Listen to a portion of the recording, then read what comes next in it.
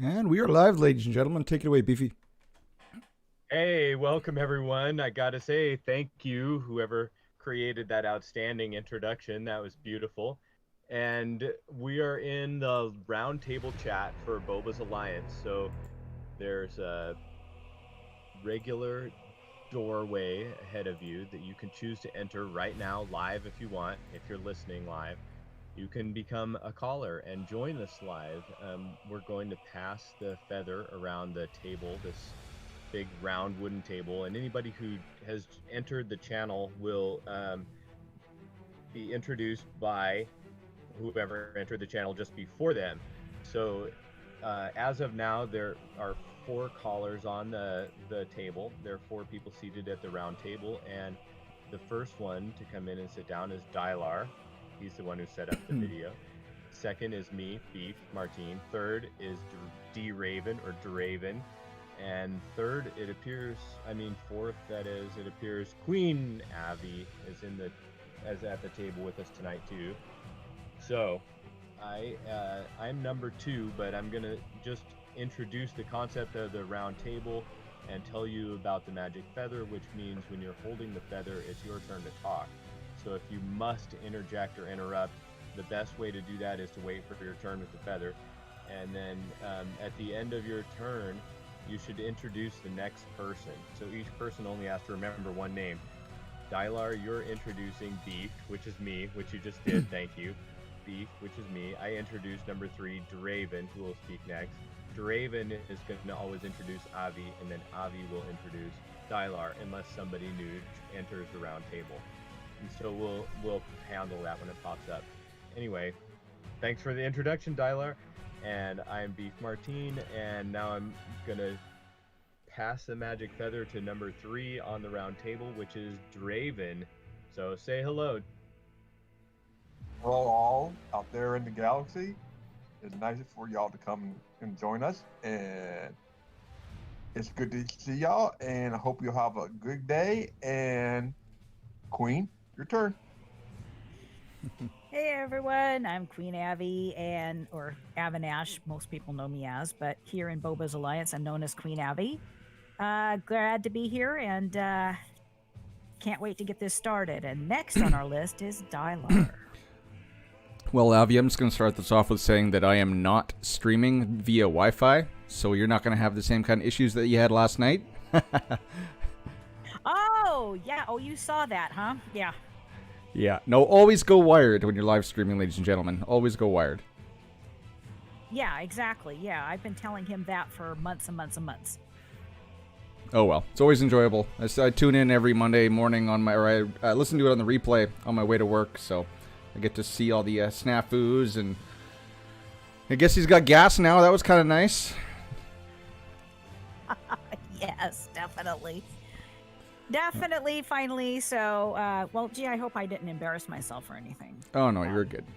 So Good. what's going on in the overall Boba's Alliance? I see that we're now kicking off dark side territory battles, so Alpha's back up to full strength. I see. And how's everyone else doing? So far, so good. Very, very good to be back in saddle again. Yeah. Yay. What are we shooting for stars this week, Avi?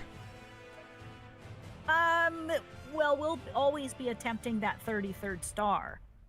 But it's going to take a bit more GP and maybe a few more Kylo Rens to be able to pull that off. But we'll see. We're getting closer and closer all the time. Yeah, I can't remember how close we were last time. I can't remember. It's a blur. Light side territory battles, when that rolls around, always dims out everything else that I've done in the past because I'm so focused on that and it burns my brain cells out.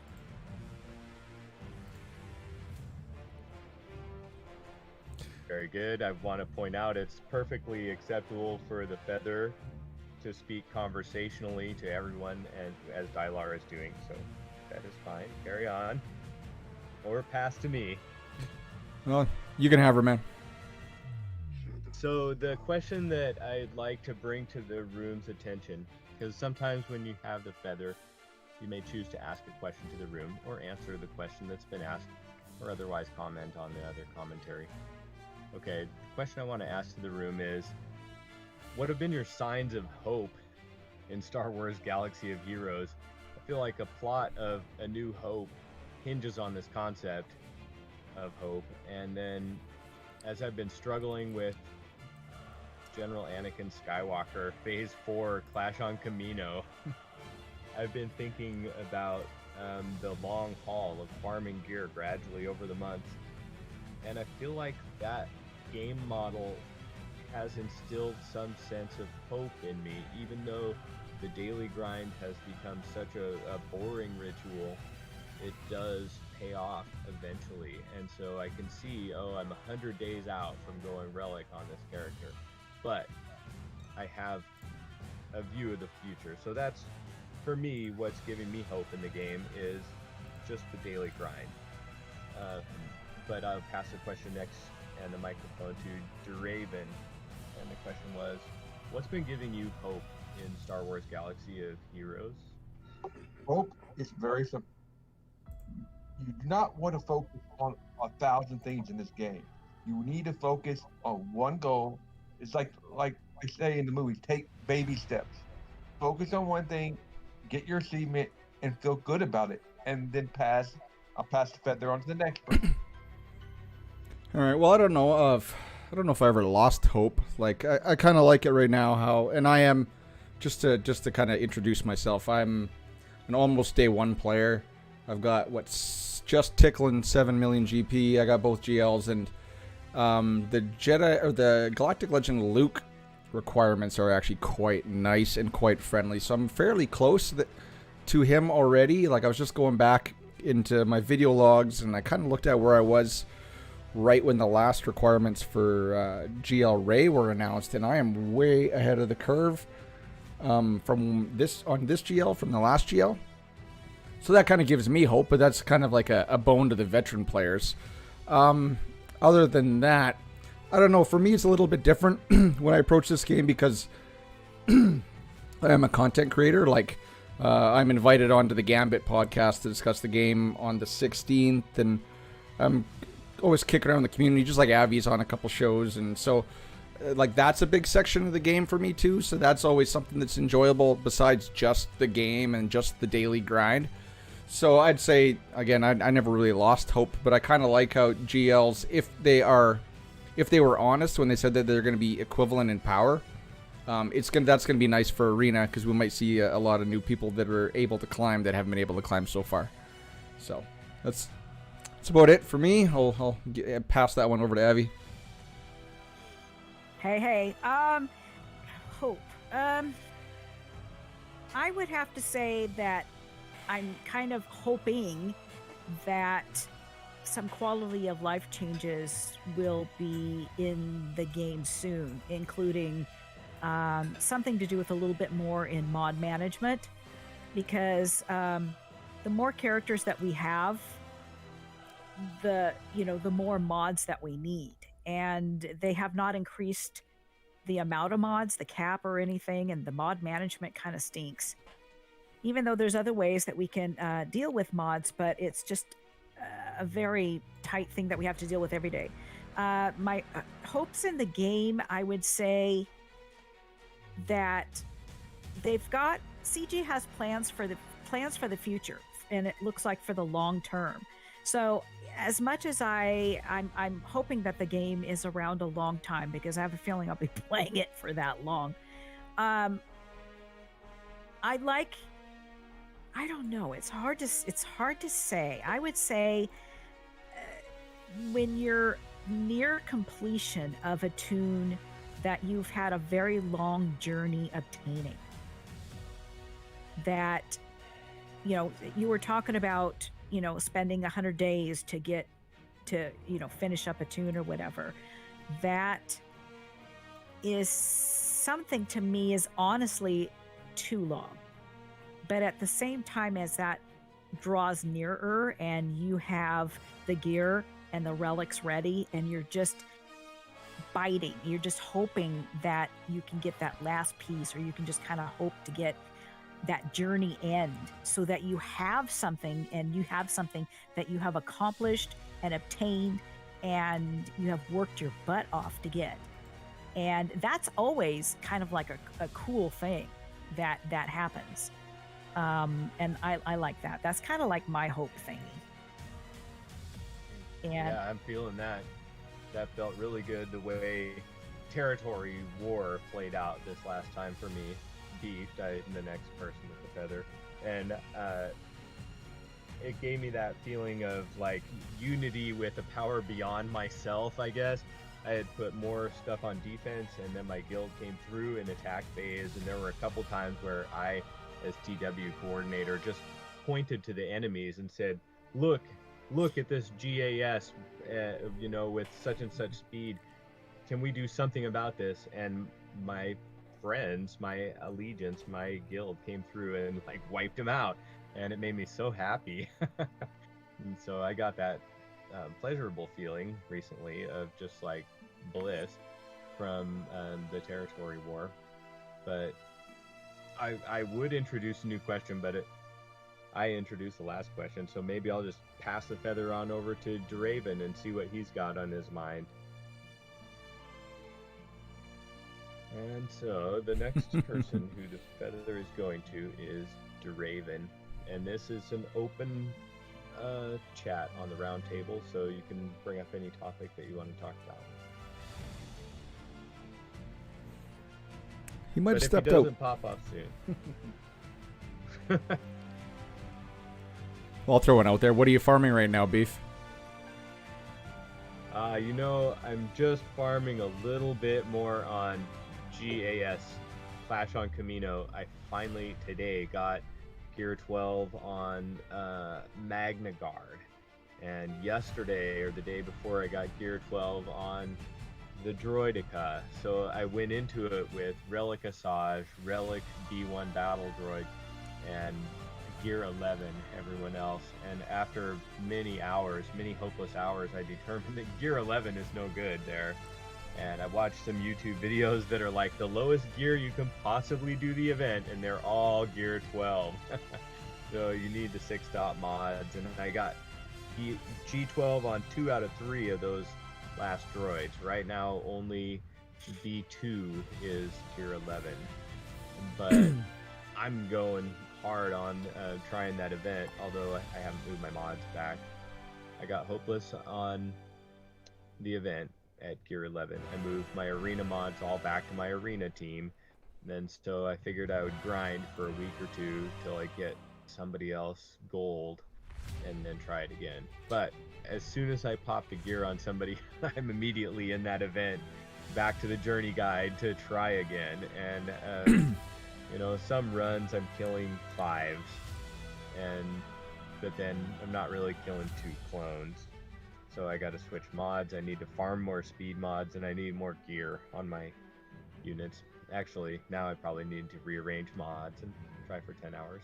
Yeah, there's some specific speed limits you got to hit on that one. You can definitely do it if you got Asajj Relic and B1 Relic.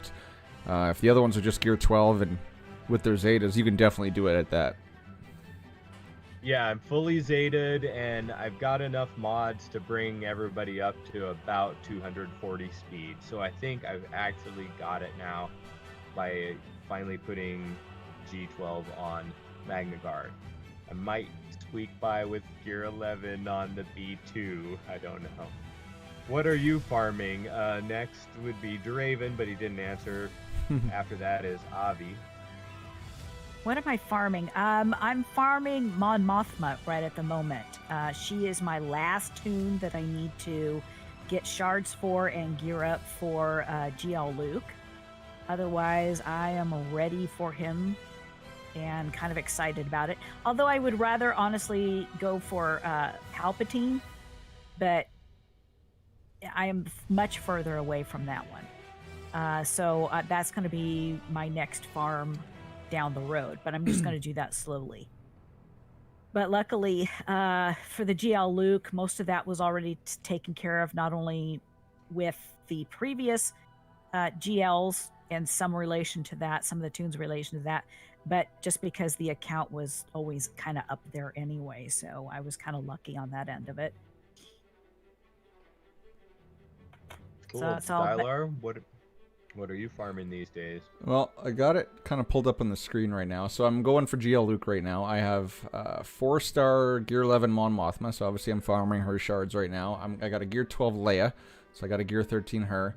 And I am 11 out of 100 on Chupio. So, and I got his pieces to take him to 12, so I got 3 characters to Relic.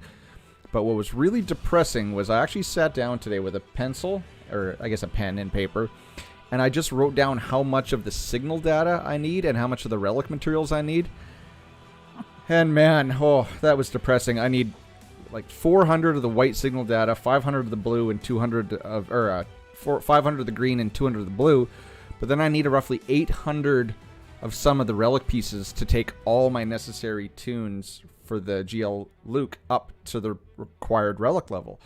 And I got like nothing left for just the first tier 1 relic piece. Like I'm down to 50 pieces each. Like I'm gonna be spent. I'm gonna have nothing left for Palp.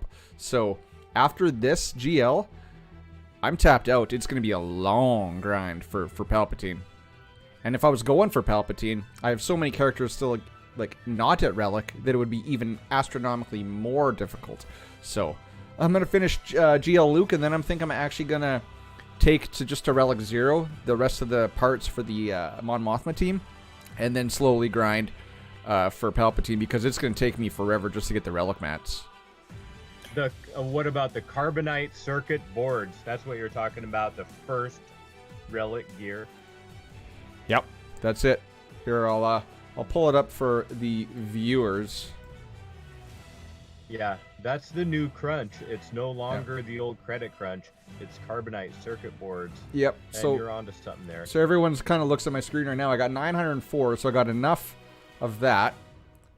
But you saw how much material I have left to take to crunch for relics. It's not a lot. So, yeah. So I'm going to be farming relic stuff after GL Luke. Dylar, you're concluding your statement at the perfect time to introduce our 5th caller, which is Kadar. And the question to Kadar, besides how you doing, is what are you farming? Hello, good to be here all. I'm doing pretty good. In terms of what I'm farming, doing a bit of a mixed bag. In terms of energy farms, I'm doing Mothma, Veers, and 3PO. And then I'm buying shards for Stark and Maul through the guild store and fleet shard currency and all that jazz. So I'm going for a mixed bag right now. As for which Galactic Legend I'm going to go for, I've got Hoda. I don't have Wampa. I don't know how quickly I can get Wampa, but I'm hoping they'll release some packs for Wampa if I decide to go for him. Yeah, we'll see how it goes. I'm mostly just waiting on the kits right now to see if there's going to be any clear contender. Otherwise, I'll just go for Palp. That sounds like a good plan. So you're just kind of doing a flexible farming scenario. Yeah, there's no gear committed right now. I'm just stocking up gear, with the exception of getting Padme to relics. You know, I really liked what somebody said on last week's Roundtable, and this is beefed again, and I would just say, as we were discussing the unpredictability of like what characters are they going to drop on us that we have to farm for these GL, and what Naughty Karate said was, you just save, you just hoard.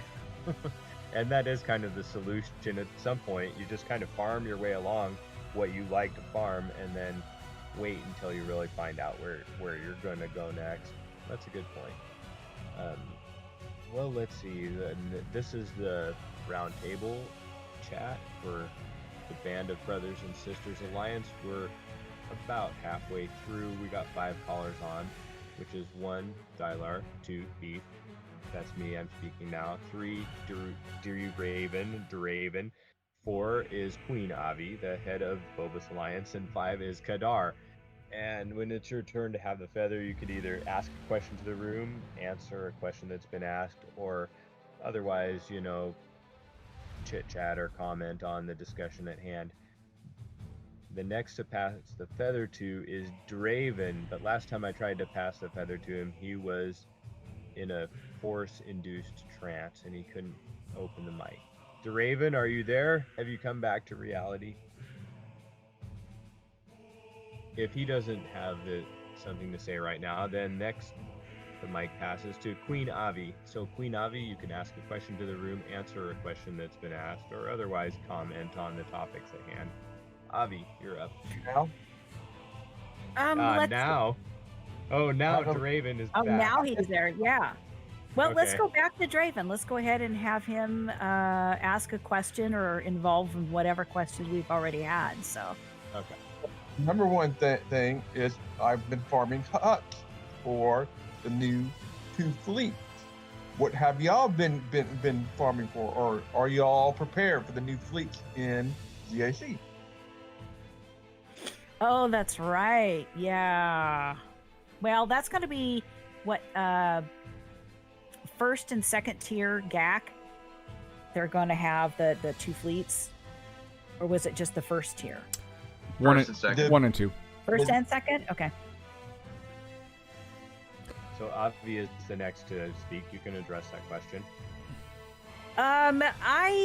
I'm fairly prepared for it. Of course, I'm in Division 1 on almost all my accounts. My little baby account, I don't know where it's at because it just signs up and doesn't do anything. Just for the rewards. I'm prepared for it on all of it, but some of my pilots are still a bit low. The issue that I have is that you have all these capital ships, but not enough ships to go with them. And not only not enough ships to go with them, but enough of the ships that would synergize with those capital ships. You're talking about first order, like for example, the finalizer. You don't have enough first order to be able to do much, so you have to kind of scramble and figure out what might work with that ship. You've also got the radas, which is basically resistance. You don't have enough resistance ships to be able to make a full team. So you have to figure out what may or may not even remotely synergize with it. You may have to put ships in that don't synergize with it. The same with like the AA and Mallow and Negotiator. You're running out of ships. You've got the ships like the Houndstooth, which can be used basically anywhere. It's plug and play anywhere. There's just not enough of anything similar to that to be able to use with some of the other ships. Even the Y-Wing, even the other ones, they're just not quite HT viable. So you're having to scramble to mix and match. Now, having 2 of the capital ships on defense, you really have to figure out what you want to have on offense. Do you want to put your 2 crappiest ships on defense?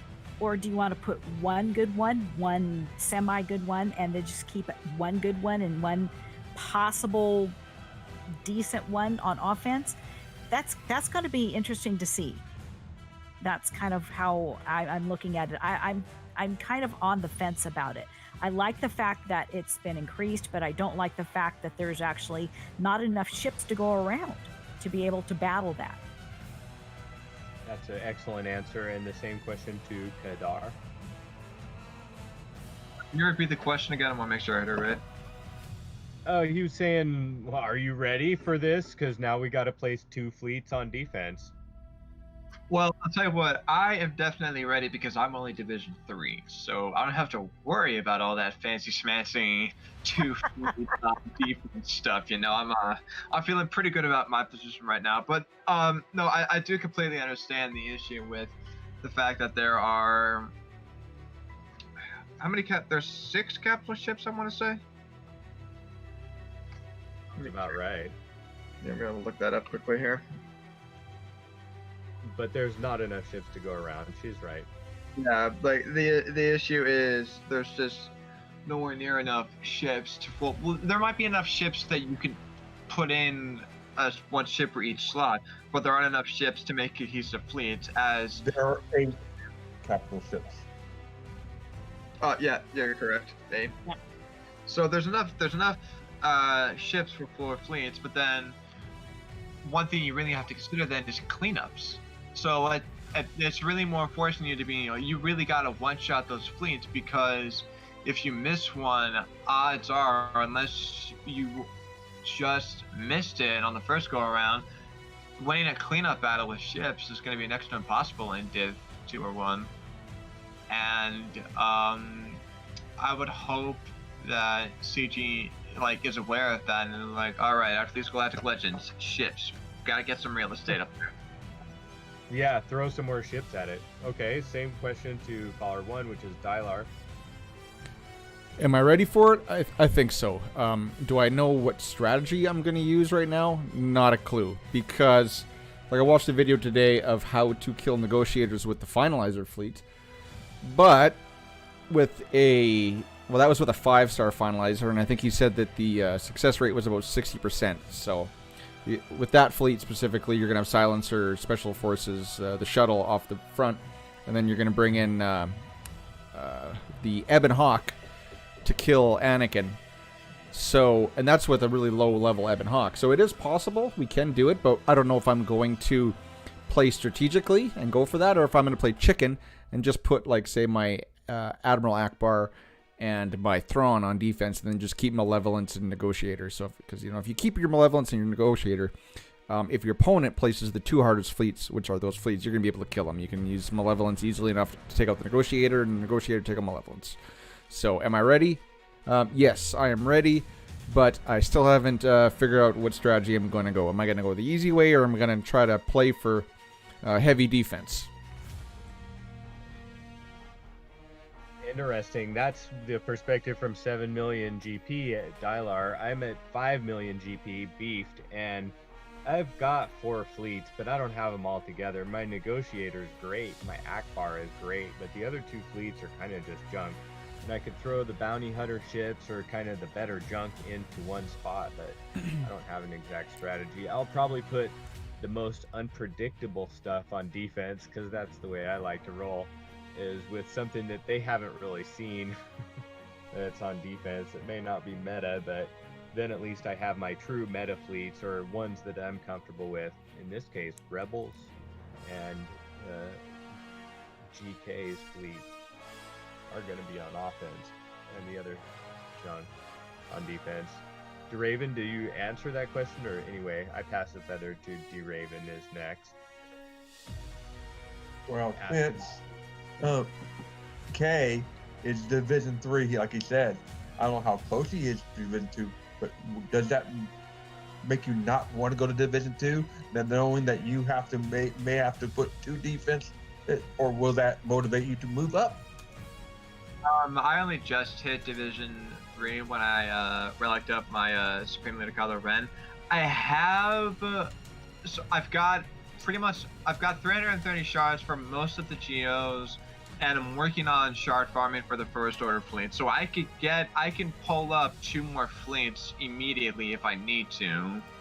They're just not going to be perfect starred and such. But all those, the Geos and First Order, they're obviously all geared. So if I had to pull those fleets up, I would immediately have 2 decent fleets to use. But the problem with that is 2 fleets at that level, that's at least 600,000 GP that I would just be instantly adding to my power. And that would not be fun, because I don't have the characters to put up with it in terms of giving myself more defensive teams on Grand Arena. That's an excellent point too. It's a very delicate balancing act, I've discovered. It's why I try to be so very strict when I'm activating characters and giving them gear and such. So technically the next to propose a question for the roundtable would probably be Queen Avi. Okay, let's see. Let me come up with a question here. Let's see. With the game that it is, and with the gap being so far between the have and have-nots, the super high GPs with the low GPs, or even the medium GPs, how do you feel about, and it's not necessarily pay to play versus free to play, but just the growing gap between the have and have-nots? How do you guys feel about that? Question goes first to Kadar.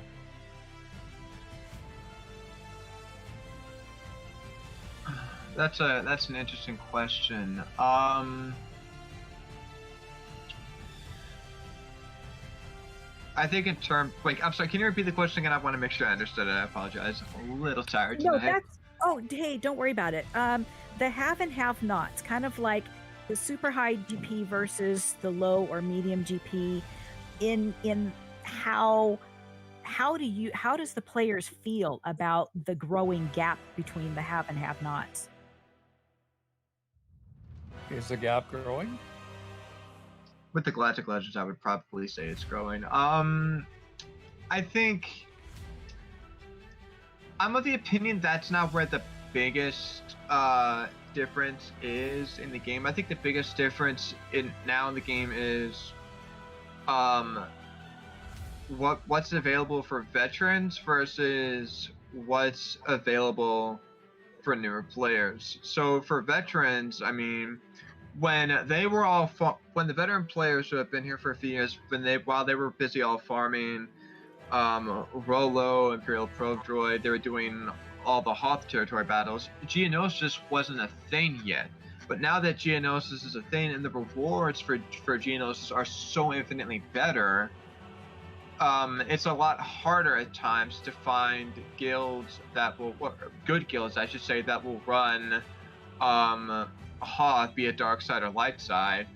And so as a result of that, I'm of the opinion that farming for those characters, particularly Rolo, since she's now a Galactic Legend requirement, but also Imperial Probe Droid because he's very useful on counter teams for Galactic Legends. We're going to see in the next 6 months to a year a much greater disparity between who has those two characters and how old those accounts are versus who doesn't have them and how young those accounts are. And then give it another year, it's going to be even wider of a difference. So if any player has started in the last year, I would wager it's going to take them probably 50% longer to get those two characters farmed up to 7 stars compared to older veteran players. That's a great detailed answer. That was Kadar. And we've got a new caller that we just added to the show, which is to the round table, which is Fish and Chips. And so Fish and Chip, am I saying that right? The question to you is pretty good. So Kadar, every time when you finish talking, you introduce this guy Fish and Chip. So you're the one who has to learn how to say his name. But the question that's going around the room is, how do you feel about the growing power gap in this game? And what are you doing about it? Next, Fish and Chips, you go. Well, I guess I'm not sure if I'm going to end up on the same page as everybody else, but I don't know that I'm seeing as much of a gap as I felt,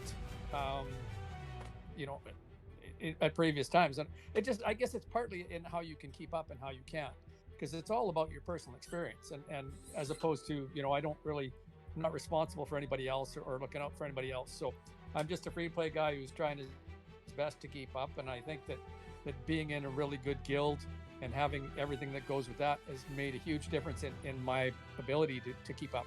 Like I said, there's that jump, that pay to play advantage where you get 3 to 6 months ahead of the free play guys, but I'm not feeling like the gap is getting bigger.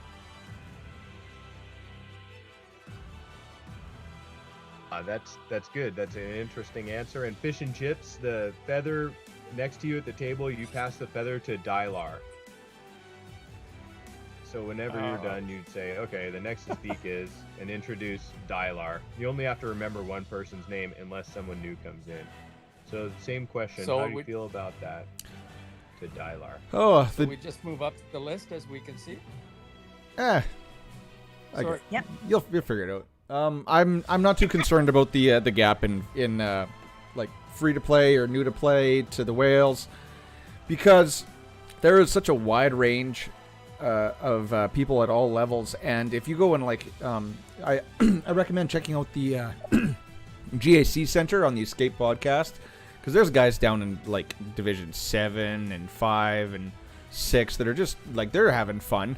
It's those people are still having fun at those levels because, you know, they're not, other than Arena, well, they might be facing some whales in Arena, but they're playing a different game than we are, say, at the 7 million plus level.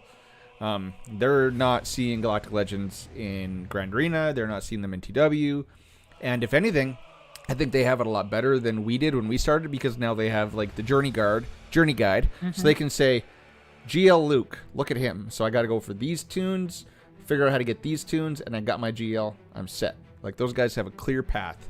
And then they're going to go up through the raids like we did, and they're going to grow at their own level. They're going to bump up to different level guilds once they move up or they outgrow their current guild. I think the game is probably, in my opinion, the most healthy right now. If we didn't have GAC, I think that this game, it would be much, much different in this discussion of free-to-play or lower GP players versus high GP players. I think right now this game caters to people of all levels, and I'm quite pleased with it. So I don't know if I'm supposed to pass this over to Avi or Card. Technically, or Kadar. Technically, you pass it to Beef every time. All right, Beefy. Okay, yeah, what do you think? Mr. Beefy.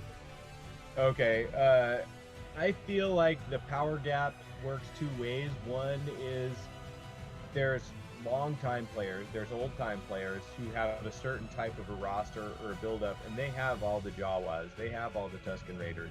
Then there's these powerful new players like Kadar, who have a 3 or less million GP account, but he's got Galactic Legends unlocked. So there's different ways of approaching the game or farming it or playing it. Thus, I feel like the power gap is, although it's growing, it's less important than you might imagine. That there's actually a way of playing the game with a new account and still being just totally on top of your squad arena shard and bringing in more purple crystals that way, being totally on top of your fleet shard and bringing in more purple crystals. Then you have certain advantages over some old man like me that's in love with Star Wars, that, you know, I raised all my characters to level 75 because why not? I got the training droids and the credits for it. So I'm going to get a different kind of a match in Grand Arena. I might pull somebody who's got one of these, you know, hyper efficient lower level accounts that's super powerful. Oh, anyway, it's interesting, but I think it's actually less important as the game goes on, and that new players have certain advantages of advanced knowledge of the new characters, which there is power creep, and thus they can farm only the new characters. They don't waste as many GP on raising their Tusken Raiders. And, you know, I'm really valuable to my guild for 10 seconds in territory battle because I got or at 7 stars. But that's about it. Okay, so then same question, Duraven, you want to answer that one? How do you feel about the growing power gap? I pass the feather to Duraven. All right, the power gap, I can see what y'all all say, but where I see where there's a power gap is actually not in GAC. It's actually when you're fighting with your guild in TW. I see many guilds that have multiple GP range in their guild, and there's some people that can like we always want. Normally, people put like four ground units on defense and 1 on fleet. That's usually standard for TW. But I've also seen when it comes to offense, it becomes like first one that gets on, kill something, you know. And sometimes they mess up, and then a low turn meter, and then someone else has to clean it up. Is with the I'm trying to point. You get what I'm trying to say? Yeah, that it's more glaring in territory war where everybody's in together fighting the same battle.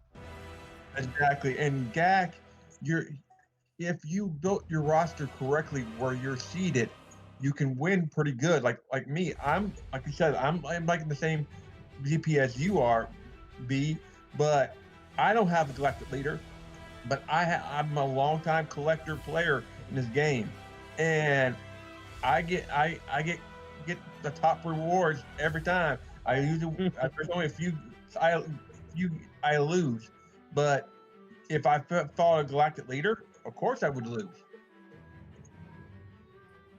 Abby, your turn. Well, it's hard to say, because I hear people complain about the gap all the time, and I think it's people that are wanting what the higher GP has, but it's going to take so much longer for them to obtain, because a lot of people want the new shiny now. They're not willing to wait for it. So I think that's why I was wondering how people kind of felt about the gap. Because of that.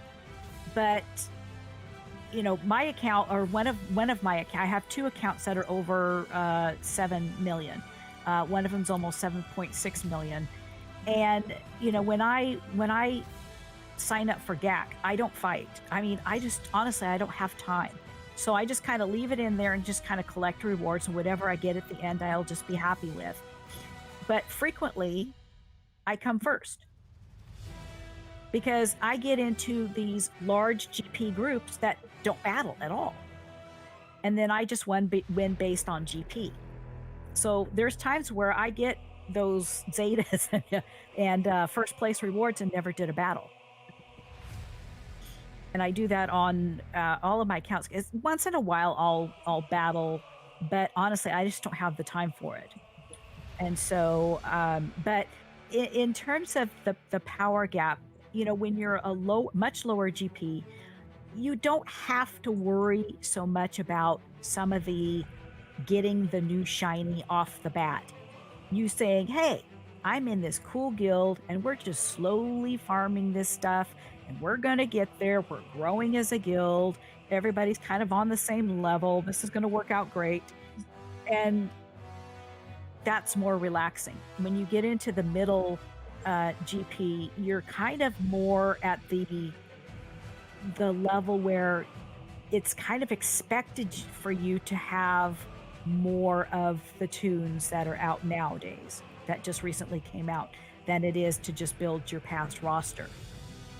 So there's a little bit more stress in the mid-range, and I'm going to say anywhere from about 4.5 to about 6.5 million. I'm going to say 6 million, 4.5 to 6 million. There's a little more stress in obtaining that tune, because if you switch guilds and stuff, you're going to be expected to have certain tunes, and you may not have them because of your race to try to get the Galactic Legend. So you might not have your geos built up. You might not have your gas and your clones built up exactly the way that the guild wants it, or territory battles, because you've been chasing the newest shiny. In the much higher GP, we don't always notice what's going on down below us. Now in Alpha, our guild is very diverse in terms of the have and have nots in a sense. We have very, very high GP. I don't know, 8.5, 8.7, I think is somebody, Gidge might be a bit. But at the same time, we also have a player that's 5.3. So that's a huge gap. That's a 3 million gap from the top to the bottom that we try to compensate for in the guild in that sense. So if we were in a hyper-focused guild, we wouldn't have that 5.3, but because we're not, we allow that because we like to see people grow with us. And I think that pertains to a lot of the different guilds as well, that if you get into a good guild and you can grow with the guild, you can learn so much and you can get what you need, but you're not pressured into doing so. And I think that helps alleviate the gaps in that sense. Okay, who did I have? Pass to Kadar. Yep. Alrighty, so I already asked, so I already answered, so now I get to ask a question, right? Yep. We got about 15 minutes. You should have time to ask a question. Fish and Chips can ask one, and we got caller 7, Absolutely Sith, on the line. He could probably do one too. Alrighty, I got a fun question. This one is definitely a much more theory crafting, predicting in regards to the Galactic Legend. So, when Rey and Kylo first came out, it was pretty clear as day once there was some playing done. Who do we think is going to have the better synergy with their required units? between Palp and Luke. Let's Yeah. make it a speed round and pass this question right over to Fish and Chip. What do you think? Palp or Luke? Oh, it's a pure guess. I certainly hope it's Luke, but I'm guessing that it's going to be Palp because that's how it works for me. I went with Ray first last time, and that was not the right choice. So I'm going to suggest that it's going to be Palpatine. And Absolutely, I'll Sith. pass the You want to feather toss out a speed round answer on that question? Muted. Hey, absolutely, Sith. The feather's coming to you. You're number 7. Dylar, you can answer while we wait. See if he's going to toss a question and answer in. Who's going to synergize the best with their required tunes? Now, if it's Grandmaster Jedi Luke Skywalker, I think that we're going to just kind of be like Rey, and he's going to be paired with Jedi. I don't think that we're going to put Rebels with him. So I'd actually say that Palpatine would probably, in my opinion, and just theory crafting, is going to synergize better with his required tunes just because there's some Sith on there. I think whereas Kylo in Arena and stuff, you always see Kylo run with the full First Order team, but Rey in Arena specifically, she's not with Resistance. She's with Jedi. So I think the light side tunes are built more, or the light side GLs are built more to synergize with the light side faction in general, whereas the dark side tunes have more synergy with their respective faction. Yeah, I'm going to kind of agree on that. I think, though, in this case, that Luke is going to end up having more effective synergy with his pals. And it's only because Palp has a little bit of a narrow group to me of characters that he's going to interact with compared to Luke.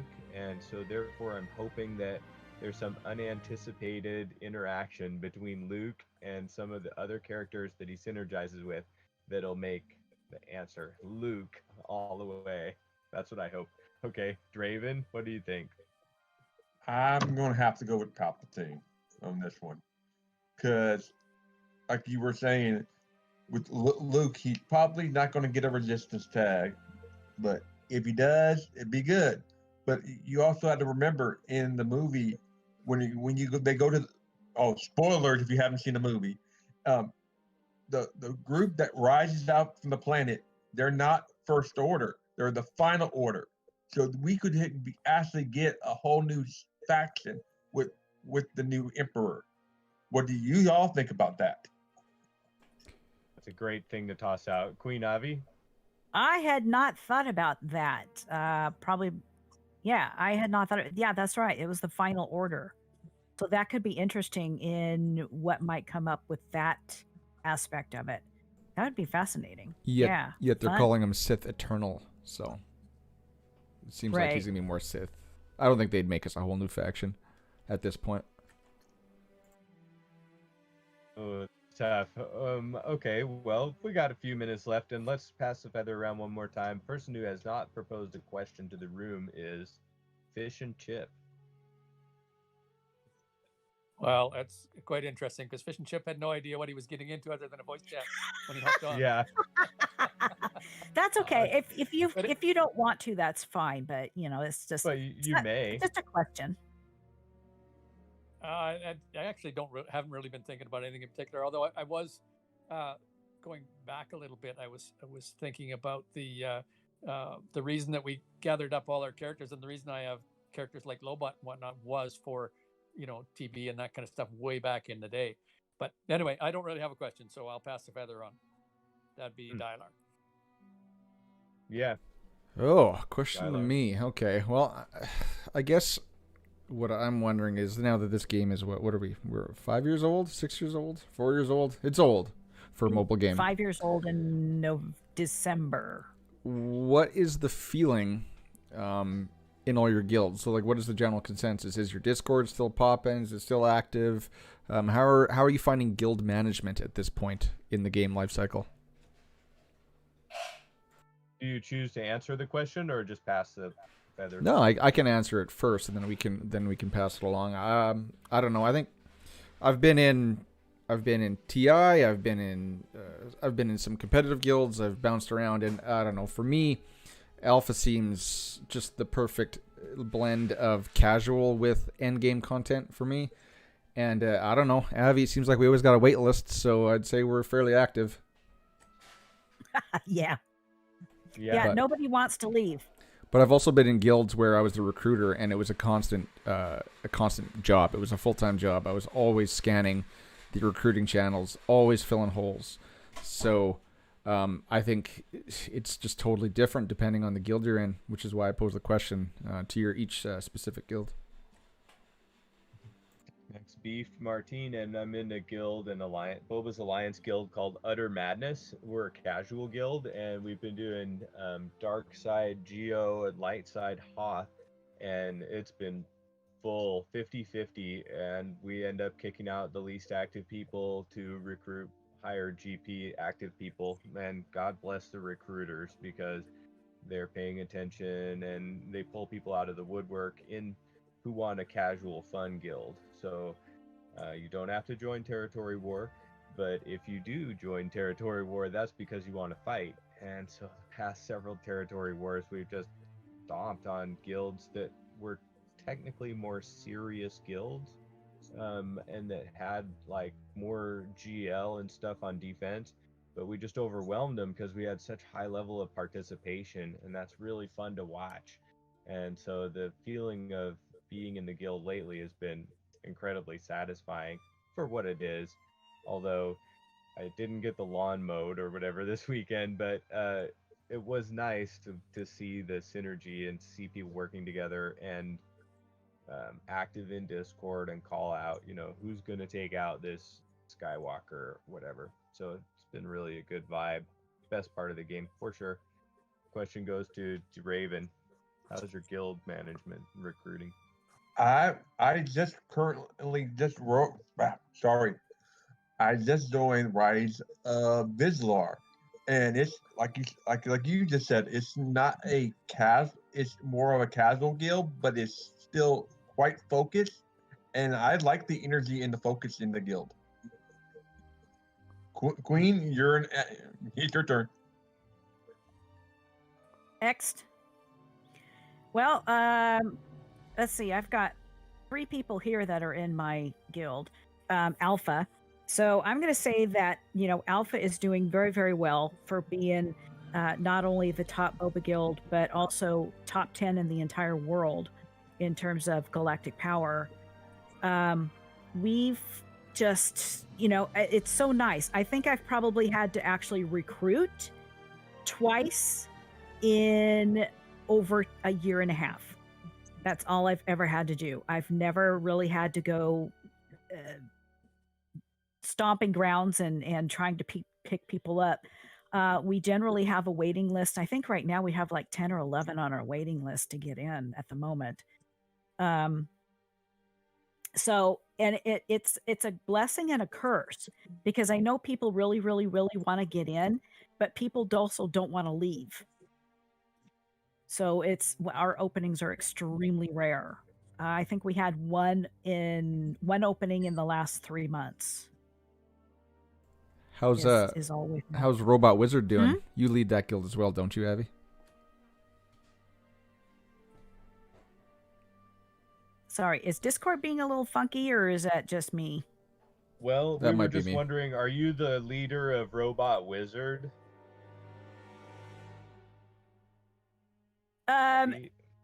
No, I'm not actually. The Robot Wizard, that is a guild that's within Boba's Alliance. It also is a different community. It's a theory craft. We lost you on Theorycraft. Yeah, that sounds like fun though. Avi, I think Maybe you're on we should- Ramon's Wi-Fi. Maybe we should pass the feather over to Kadar to answer the same question. How's your guild been going? It's going. We're for reference, I'm a officer of Love and Alderaan Places, which I will always say is the greatest name any guild could ever possibly have. Have fun beating it. My primary role in the guild is I'm chief information officer, so I deep dive into the Reddit. I watch a lot of the theory crafting videos, character reveals and reviews and whatnot. I also do recruiting, and I'm taking a much more involved role with territory battle this week, which is fun. Definitely doing a lot. We're trying to push a little more involvement. Definitely trying to push a lot more activity on Discord because a lot of the guild likes to just use the in-game chat, but compared to Discord, that's really kind of trashy in terms of quality. But it is what it is. I enjoy the heck out of the guild. It's filled with great people, lots of enthusiasm for the game as a whole. And I do look forward to helping them grow in the future. But I know we're certainly not top of the food chain in the Alliance. But also, speaking of the Alliance, Avi, I'm curious, what's the going rate for cutting ahead of the queue? I'm kidding, by the way. That was an absolute joke. I would never do that to my guild. I think it requires bribes of cheesecake and chocolate. Oh, that's a lot cheaper than what I was thinking. That's a lot easier to manage. I heard you have to jump out of a cheesecake and dance, is what I heard. But anyway. I mean, I could do that. I mean, I have to get a big cheesecake, but I'm also pretty skinny. I could probably fit in a smaller one if I had to. Just squeeze out and go, surprise! This is still safe for work, right? Yes. What about Mr. Fish and Chip? Do you want to answer this question? How's your guild going? Well, I am the most recent acquisition of Alpha, I guess, so I'm not sure. You know, like I've only been here for a couple of weeks, but obviously it's you know, it's pretty good. I mean, the thing that I noticed the most probably is that voice chat seems to be much less active than it was back, you know, like say a year ago. But obviously, I was in a different guild at that point. But it's kind of like I said, this is the first time I've been on voice, and well, I go up north in the summertime, so I don't have good internet, so that makes it hard. But it's just seems like it's hard to find a voice chat to get on, which was kind of what I was looking for when I hopped on here, was just, you know, to chat with some people and whatnot. But yeah, just that's one of the things that I always enjoyed about the family of guilds that I'm part of, and so in some respects, I don't know if that's just maybe a carryover in the summer thing and it get better as fall goes on, or if that's just where we are now. Yeah. Well, thanks for coming on. You came to the right place. This is a little bit of a voice chat anyway. Well, since there's 5 minutes left and we're going to cut the recording off, we could go on and talk some more after that, but we'll abandon the feather in the round table. Let's go around one more time, and then each person could say good night. And Dylar, you're up. Just good night, or are we asking more questions, or is this just the send-off? The final round. One time the feather's going to go around and each person can say a salutation before we stop recording. I just say thanks for coming, guys. I see we got 9 people in the chat right now or watching the live stream. Show up every Monday, guys. We're going to make this a thing. That's all I really got to say. Cheers. Yep, I'm Beef Martine, and I was in the chat passing the feather. I just wanted to inspire you all to try this open format where anyone can sit down next to the leader of the Alliance or next to some random maniac, and you can just pass the feather around and each person gets to talk one by one and listen. And I really appreciated listening to you all tonight, and thanks for listening to me. Just the whole act of speaking a few words and being heard feels really good. So I appreciate the verbal intercourse that we had tonight. Thanks for coming. Come back next Monday.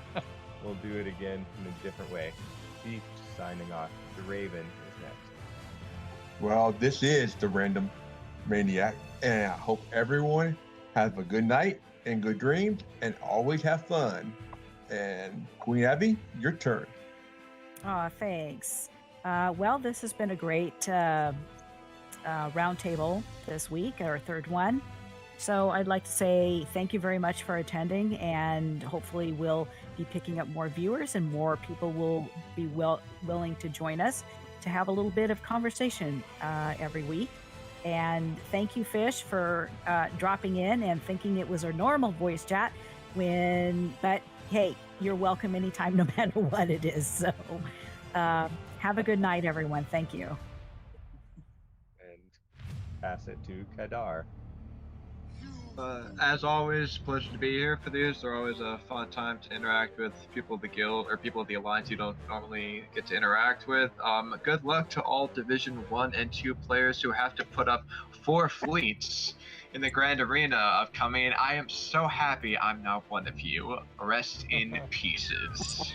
Passing it on. Woohoo! Fish and chip.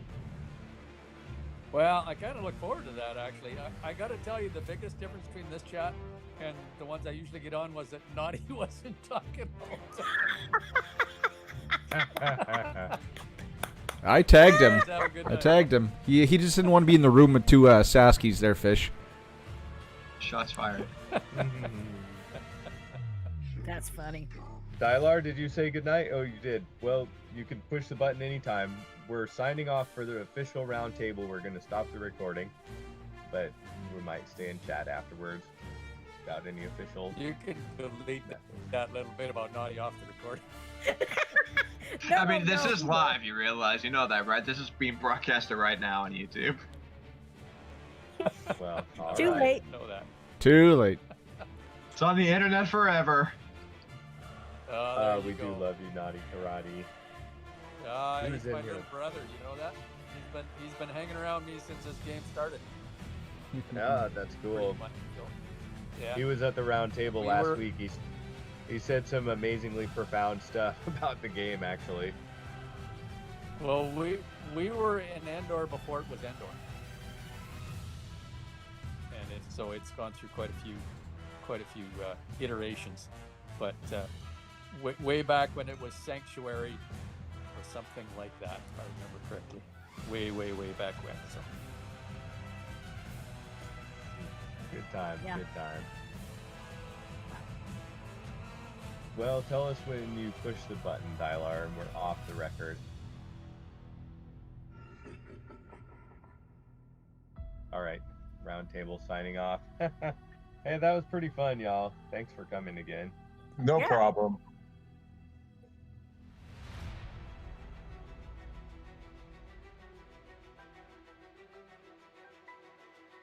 Oh, okay. Okay. Cool. So we're still going out on YouTube, and this is not the After Dark channel. Boba's Alliance does have After Dark channels and After Dark voice channel, and so you can go to those channels sometime to hear. We've actually had times where we were singing songs. That was kind of fun too. Yeah. Have you guys been doing that lately? Because I haven't